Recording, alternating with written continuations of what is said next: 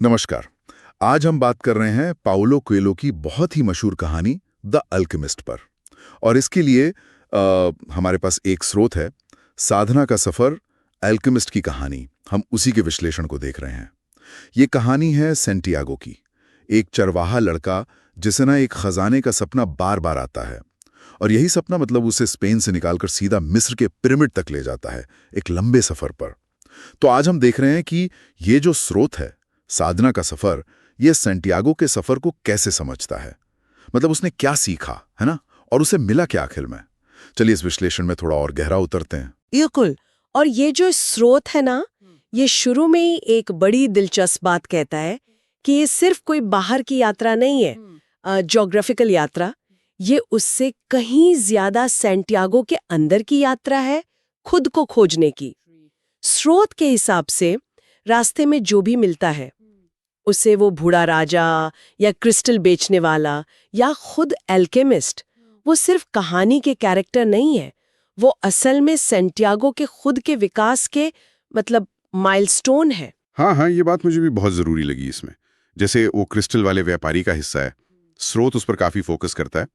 हम आमतौर पर सोचते हैं कि वो धैर्य या चलो संतुष्टि का सिंबल है, पर यह विश्लेषण कहता है कि वो एक तरह की चेतावनी भी है कि कैसे आराम, एक स्टेबिलिटी की चाहत किसी के पर्सनल लेजेंड, मतलब जीवन के असली मकसद के रास्ते में आ सकती है।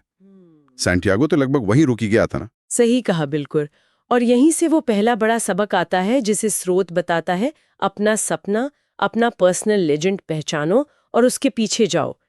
लेकिन ये विश्लेषण ये भी कहता है कि ये सिर्फ कोई रोमांटिक सोच नहीं है। स्रोत के मुताबिक असली मुश्किल डर नहीं, बल्कि वो कंफर्ट जोन है जिसे छोड़ना मुश्किल लगता है, या फिर दूसरों की उम्मीदों का बोझ। सपने के पीछे जाने के लिए हिम्मत तो चाहिए, पर शायद उससे ज्यादा त्याग की जरूरत पड़ती है। तो इसका मतलब ये हुआ कि वो जो मशहूर लाइन है, जब तुम सच में कुछ चाहते हो तो पूरी कायनात मदद करती है, जिसे स्रोत भी हाईलाइट करता है, वो क्या बस आधी कहानी है? क्या कायनात की मदद हमारे अपने त्याग और हिम्मत के बिना नहीं मिलती? ऐसा ही कुछ ये विश्लेषण कह रहा है। ये सवाल अच्छा है। देखिए, स्रोत इस लाइन को ना कोई जादुई फॉर्मूला नहीं मानता। विश्लेषण ये कहता है कि कायनात की मदद असल में मौकों के रूप में आती है, इशारों के रूप में, सही लोगों के मिलने के रूप में। पर उन्हें पहचानना और उन पे एक्ट करना, वो तो हमारी ही जिम्मेदारी है। ये कोई कायनात का षड्यंत्र नहीं है, बल्कि ये आपकी अपनी अवेयरनेस और आपके कर्म का नतीजा है। स्रोत इसे अट्यूनमेंट कहता है, मतलब ब्रह्मांड की लय से तालमेल बिठाना। अच्छा, हाँ, ये नजरिया तो सोचने वाला है, बिल्कुल। चलिए अब कहानी के उस हिस्से पर आते हैं जहां सब कुछ जैसे बिखरने लगता है, रेगिस्तान की मुश्किलें, जान का खतरा। स्रोत इस मोड़ को कैसे देखता है? यहीं पर वो अंदरूनी खजाने वाली बात आती है ना। बिल्कुल। विश्लेषण के अनुसार यही वो पॉइंट है जहां बाहर के खजाने की खोज पूरी तरह अंदर की खोज बन जाती है।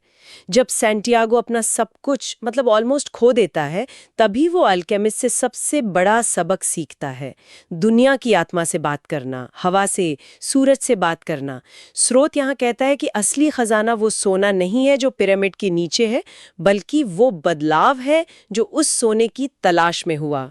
और फिर उसका वापस लौटना उसी पुरानी चर्च के पास, बिल्कुल। जहां से सब शुरू हुआ था, और खजाना भी वहीं मिलता है। स्रोत इसकी क्या व्याख्या करता है? क्या ये पूरी यात्रा बेकार गई? नहीं, बेकार तो बिल्कुल नहीं।